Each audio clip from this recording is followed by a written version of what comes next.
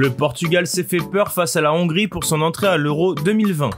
Cristiano Ronaldo bat de nouveaux records. La France frappe fort d'entrée avec sa victoire sur l'Allemagne. L'OM accélère sur David Luiz ou encore Keylor Navas dans le viseur de 3 clubs sur le mercato. On parle de tout ça dans le journal Made in Foot du jour.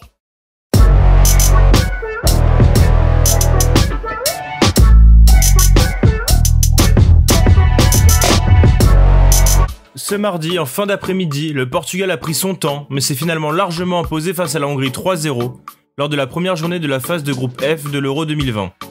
Le tenant du titre, porté par Cristiano Ronaldo, auteur d'un doublé, prend les commandes de la poule. Après s'être longtemps cassé les dents face au mur hongrois, les Portugais ont retrouvé un second souffle dans les 10 dernières minutes et affiché plus de tranchants, concrétisant rapidement ce renouveau par le premier but du match. Ainsi, après 2 contres favorables, Rafael Guerreiro a, d'une frappe sans contrôle du pied gauche, enfin fait trembler les filets hongrois à la 84e minute. Devant au tableau d'affichage et évidemment plus serein, le tenant du titre a ensuite déroulé son football.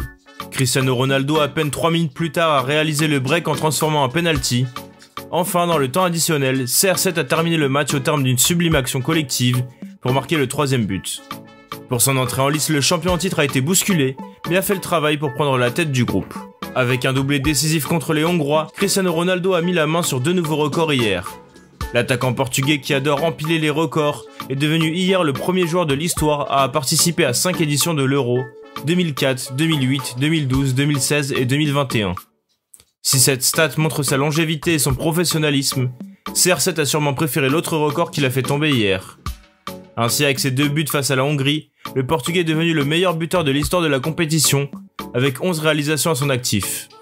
Il était auparavant à égalité avec Michel Platini, auteur de 9 buts en un seul Euro. Des débuts réussis pour l'équipe de France. Pour leur entrée en lice à l'Euro, les Bleus se sont imposés 1-0 face à l'Allemagne. Solides défensivement et très justes techniquement, les coéquipiers de Karim Benzema ont confirmé leur statut de favori. Dans une rencontre très tendue marquée par les propos d'avant-match d'Antonio Rudiger qui promettait de jouer sale, les Français ont mis un petit quart d'heure à rentrer dans leur match. Mais dès qu'ils ont commencé à piquer la défense allemande en contre, les hommes de Didier Deschamps ont vite trouvé des failles. Résultat, dès la 20e minute, la France ouvre le score bien aidée par la maladresse de Mats Hummels. Trouvé côté gauche par un sublime extérieur du pied de Paul Pogba, Lucas Hernandez déboule côté gauche et centre fort vers Mbappé. Le défenseur allemand intervient, dégage le ballon directement dans la lucarne. 1-0, la France passe désormais en gestion et ne va quasi rien laisser à son adversaire du soir, excepté Antonio Rudiger qui s'amuse à mordre Paul Pogba juste avant la mi-temps. Au retour des vestiaires, Kylian Mbappé croit mettre la France à l'abri en inscrivant un joli 2e but, mais il est finalement sanctionné d'un hors-jeu en début d'action. Même cas de figure dans le dernier quart d'heure lorsque la star parisienne sert Karim Benzema tout seul devant les cages. Peu importe, la France a conservé son avantage pour s'offrir une victoire au forceps pour son entrée dans la compétition. Cette victoire a visiblement inspiré l'équipe qui titre comme en 18 en une de son édition du jour. Une référence à double sens après la solide victoire pour rappeler le style des Bleus au Mondial 2018, mais aussi la victoire de la France sur l'Allemagne lors de la Première Guerre mondiale. De son côté, le Parisien titre ce matin, et à la fin, c'est la France qui gagne. Du côté de l'Angleterre, on est plutôt scandalisé par la morsure d'Antonio Rudiger. En effet, The Times a titré « La furie de Pogba après la morsure de Rudiger ». Le défenseur allemand qui avait promis de jouer sale a donc tenté de mordre Paul Pogba à l'épaule, un geste qui n'a pas été sanctionné ni par l'arbitre ni par ses assistants à la vidéo.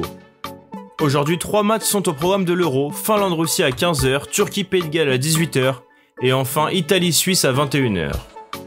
Après 2 saisons passées à Arsenal, David Luiz est libre de tout contrat. L'international brésilien ne va pas prolonger son aventure chez les Gunners et cherche actuellement une nouvelle aventure à 34 ans.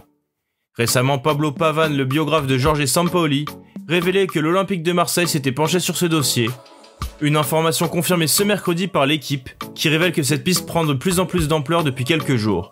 L'OM aurait formulé une offre concrète aux défenseurs, qui s'avérerait supérieure à celle du Benfica. L'arrivée imminente de Gianluigi Donnarumma au Paris Saint-Germain remet en question l'avenir de Keylor Navas. Titulaire indiscutable ces 2 dernières saisons, l'ancien du Real Madrid verrait d'un mauvais œil l'arrivée de l'Italien. Selon Marca, 3 clubs surveillent de près la situation du gardien costaricien, la Juventus, Manchester United et l'AC Milan. Pour laisser partir son gardien, le PSG demanderait 12 millions d'euros. Merci à tous de nous avoir suivis, n'hésitez pas à liker, commenter, partager cette vidéo et à bientôt pour un nouveau JT.